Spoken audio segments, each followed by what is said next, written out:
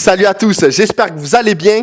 Dans la précédente vidéo, on a vu ensemble la toute nouvelle interface de blogging de Fastlane sur Shopify.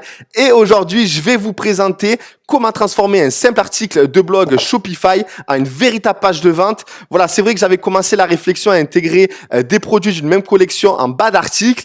Et c'est vrai que je suis allé un peu plus loin de cette même réflexion et je me suis dit, pourquoi pas intégrer directement un article comme on le fait avec une page monoproduit, une page de vente pour réduire le tunnel de commande et ainsi proposer au prospect directement un article qui peut ajouter et ensuite finaliser son achat. Donc vraiment pour moi, le taux de conversion sera bien meilleur si on propose directement un produit dédié à l'article avec lequel on parle. Et bien évidemment, si vous pouvez proposer en bas d'autres articles d'une même collection pour donner du choix à ce prospect, et c'est aussi bien. Donc voilà, j'ai vraiment voulu aller jusqu'au bout de tout ce qu'on pouvait faire avec Fastlane pour vous présenter cette vidéo. Donc là, je vais vous montrer déjà que depuis la homepage, que vous pouvez intégrer les articles de blog. Et à partir de la séance 1, j'ai donc intégré l'article. Ensuite, j'ai intégré une section produit dans la partie blog qu'on va voir ensemble juste après. Vous allez pouvoir personnaliser les bordures, le fond. Même j'ai activé, vous allez pouvoir activer le sticky add to cart, autrement dit le bandeau en haut et sur mobile en bas. Bien évidemment, vous pouvez le personnaliser depuis Product Page. Ensuite, vous pouvez également afficher, comme je vous l'ai dit, des produits d'une même collection juste en dessous de la fiche produit. Et vous pouvez enfin intégrer également les articles qui tournent autour du blog, les articles récents que vous pouvez également personnaliser depuis la partie blog. Alors, pourquoi j'ai décidé d'ajouter ces fonctionnalités que je pense qu'aujourd'hui, personne propose, alors que je trouve ça extrêmement pertinent depuis que j'ai développé justement cette nouvelle interface de blogging. C'est par exemple, imaginons que vous créez un article comment travailler ses abdos à la maison, que la personne elle arrive des moteurs de recherche sur votre article et que vous proposez ensuite directement un produit pour travailler ses abdos à la maison et en plus sans rien faire. Donc vraiment, je trouve que c'est vraiment pertinent de l'intégrer ici et en plus si vous intégrez également d'autres produits qui tournent autour de cet article, vraiment c'est le best of the best et voilà, c'est pour ça que j'ai décidé de l'intégrer dans Fastlane, de vous le proposer aujourd'hui. J'ai également personnalisé les titres où vous pourrez récupérer le code CSS depuis le code dans la description de la vidéo. J'en profite également de vous dire de ne pas hésiter à liker la vidéo et de laisser une trace de votre passage. J'aime connaître votre avis et surtout pour ajouter toujours plus de fonctionnalités et pour toujours convertir plus. Donc c'est parti, je vais vous montrer maintenant dans la partie éditeur du thème. Donc c'est parti, où je vais peut-être vous montrer comment intégrer. Non, je vais vous montrer d'abord les nouvelles fonctionnalités depuis le blog. Donc vous allez dans Theme Settings, blog. Donc là je suis dans séance 1, l'article. Donc je descends en bas. Donc ça commence dans Detail Page. Donc dans Product. Donc dans Product, vous pouvez afficher ou non le produit en bas de l'article. Vous pouvez activer la description tout comme la section produit depuis la homepage ou depuis Fastlane Funnel. Vous avez toutes ces petites fonctionnalités que j'ai répétées.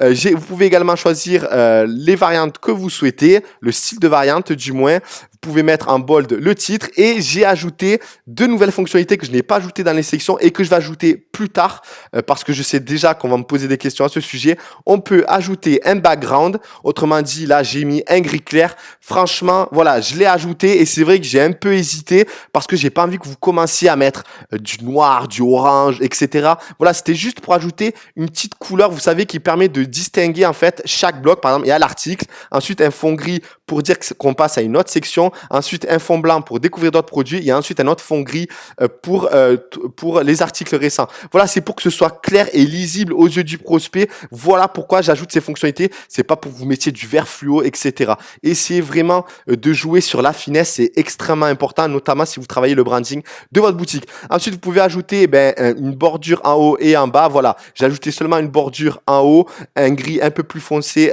que le fond pour, encore une fois, bien délimiter chaque section et que ce soit joli à l'œil.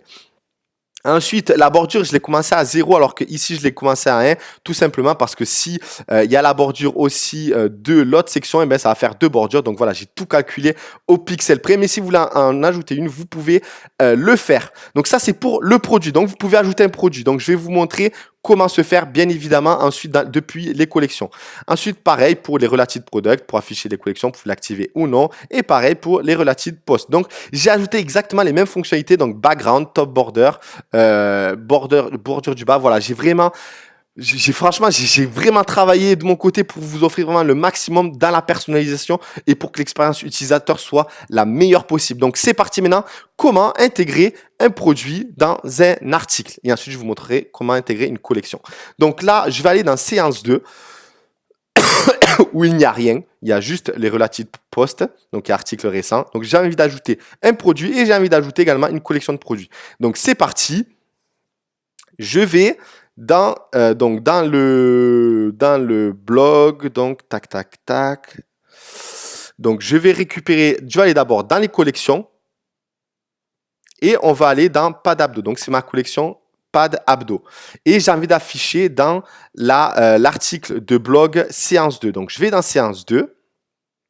Et voilà, là où ça se passe, c'est dans les tags. Donc en fait, dans les tags, on va ajouter en fait tout simplement les URL des produits que vous voulez ou du produit que vous voulez et des produits de collection que vous souhaitez. Donc là, on va aller dans la collection Pad Abdo, on est bien d'accord, et vous allez dans Edit Website SEO et vous récupérez le petit bout d'URL, juste le dernier, hein, pas collection, etc. Donc vous copiez ceci, vous allez dans la séance 2, on est bien dans la séance 2 et on colle le tag de la collection. Voilà, et j'enregistre. Donc, l'URL de la collection en question et je la colle dans les tags de l'article de blog. Donc, si je sauvegarde et normalement que je rafraîchis, normalement, on devrait retrouver les produits de la collection. Donc, ça, c'est la première étape. Et on va faire exactement de la même façon avec le produit. C'est aussi simple que ça. Donc, on va aller dans All Product. J'ai envie d'utiliser le produit principal. Par exemple, imaginons que j'ai un article qui est comment faire son sport à la maison pour les hommes. Et j'ai envie de mettre l'homme en avant. Si ça avait été pour les femmes, je l'aurais fait pour les femmes. Donc, on va dans Edit Website SEO. Bien sûr, vous pouvez ajouter qu'un produit. Hein. Donc, copier. De toute façon, c'est le but. Hein. Donc, copier. Je vais dans la collection et je vais dans le tag et je colle Pad. Tout simplement. Donc, normalement, on devrait avoir. Donc, évitez d'avoir les mêmes URL du produit collection, sinon il y aura un petit problème. Donc là, Pad, c'est l'URL de l'article. Et normalement, je devrais retrouver dans la séance 2 l'article. Voilà. Donc, on peut ajouter directement au panier. Et voilà, donc vraiment, c'est le top du top. J'adore ces nouvelles fonctionnalités et je vais même aujourd'hui tester un peu le SEO avec le blog de Shopify de Fastlane pour voir un peu ce que ça donne au niveau conversion. Parce qu'aujourd'hui, je crée des pages de contenu. Ça, pour moi, c'est indispensable pour le SEO.